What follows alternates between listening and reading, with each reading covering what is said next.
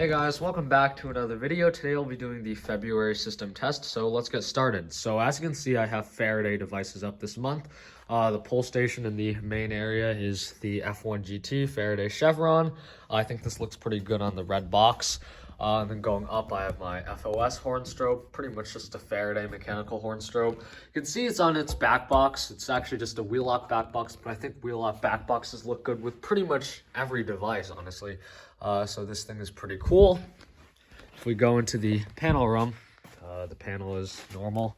I have my ESL pull station, nice and standard. I think these kind of do match because they are slightly older.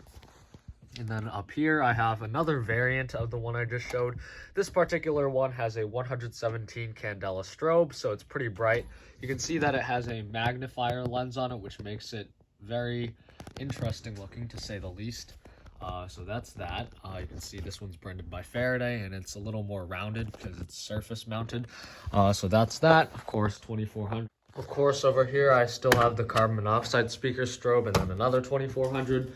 I didn't actually go around changing any of the detectors just because I think the 2400 series does go well with any older series. So again, the 2400 TH is there. And then also, if we go over to this side of the basement, we have another one of the units you just saw in the utility room. This one's also on a wheel lock back box. It has a trim plate on it, so it looks kind of different, but I think it looks pretty cool. But also I have an expansion. So if we follow this wire mold, this mysterious wire mold down the wall, you can see it goes to a Faraday Chevron. So this is a new spot for a pull station. It's right by the sliding door, so I think it's convenient because this is kind of an exit. So I didn't have to drill any holes in the wall because I kind of just used this nice wire mold. I did elbow it out and everything, so I think it looks really nice. But yeah, so it's another Faraday Chevron. Then if we go into the fire museum, we have another 2400. Like I said, I didn't change them. And then I have this is a flush mount horn strobe, again branded by Faraday. It's pretty much just the ones that you see or I've already shown, except it's flush mount, so it's more square, and also the horn behind it is metallic for some reason, which I guess is kind of cool. So now let's go ahead and activate the system. I think because the new pull station is just new, we should do this one. So yeah, 3, 2, 1.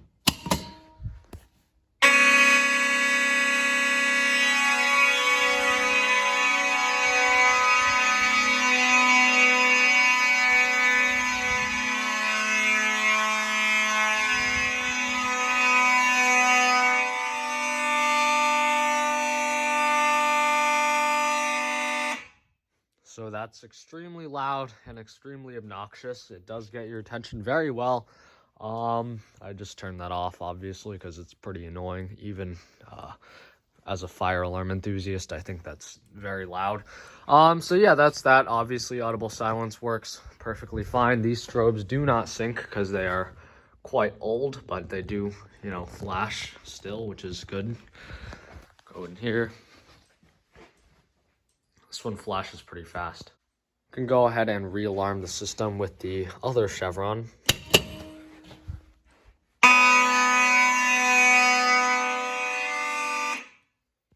All right, now I'm gonna go ahead and reset those, and then I'm gonna set the system on march time, just because I think that sounds a lot better with mechanical horns. And also it's a little less annoying than continuous. So these are my hex keys. I actually just took these off of like a dollar store Allen wrench set, and then just kind of put them on my keyring. They're actually really, really good for what they are, because obviously, like, I'm not driving in massive screws or anything. I'm just using them as reset tools. So they do the job quite well. Do the same over here. This one's a little bit newer because it has a plastic button, and I can actually tell that the quality is just a lot less. This one I actually just took out of the box. It's just a lot looser. It's just not good, but it does the job still. So now let's go ahead and reset the system. All right, so let's go into programming mode and then change both of the horn necks to march time. Let's do march time and reset.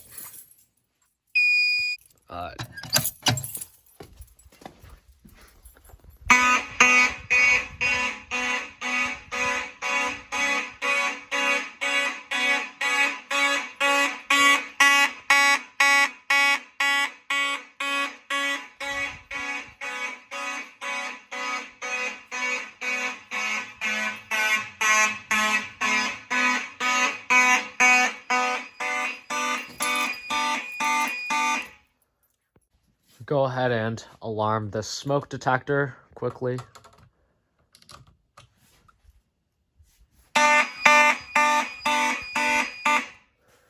All right, that's that.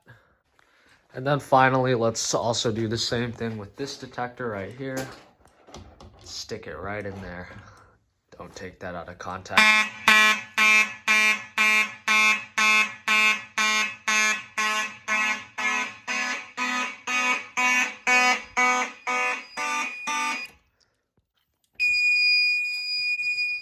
Oops, I didn't reset that.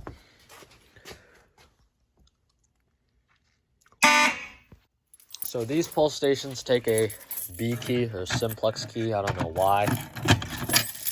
Yeah, that's it. It's fully plastic. I don't know how I feel about that, but whatever. All right, so let's do the outside part. I'm gonna do this pretty quickly, just because it is kind of cold out. It's not as cold as it was, but yeah, I think I mentioned this, but I ended up disabling the horns just because, you know, they were too loud, so yeah.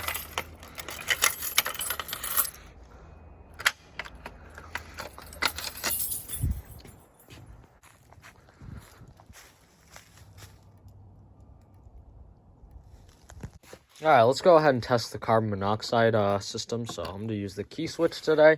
So I'm just gonna test.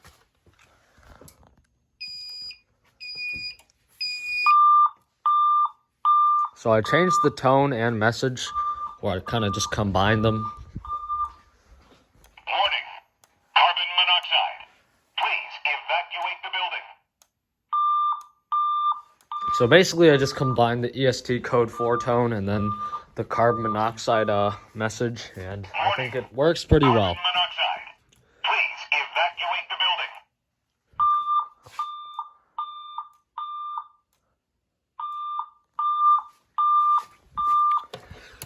Warning. So yeah, that's that. I mean, I do like how that turned out because I feel like the code 4 kind of just, you know, stands for carbon monoxide and then obviously the message. So yeah, that's that.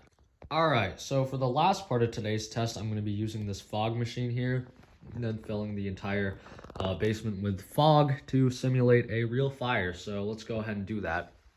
So I have my fog machine out. It's, you know, doing its thing. And let's go for it.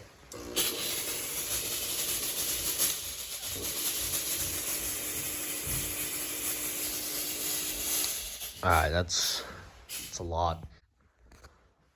Maybe a little more. I think I have to aim it more at the actual detector. Yeah, there it is.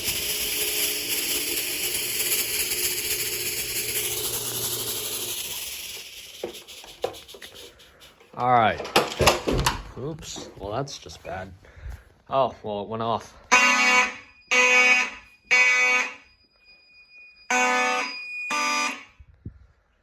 All right, so you can see this is quite a bit of fog. It doesn't look like that much because the light is kind of cutting through all of it. But if I were to turn off the light, you can kind of see what it would be sort of like during a smoky fire, you know, not being able to see crap. I mean, this is not an exit sign video, but it also is kind of, you know, showing the importance of having good emergency lighting because, I don't know, right now you might not be able to see the exit, but because this exit sign is nice and bright, you can see it. And of course, the fog really isn't that thick anymore. And also for those wondering, the fog machine did not get damaged from falling off the ladder, which is good. You know, fog machines are cool. All right, so that's going to do it for today's video. Thank you for watching this video. Please do like, comment, and subscribe, and I'll see you in the next one. Farewell.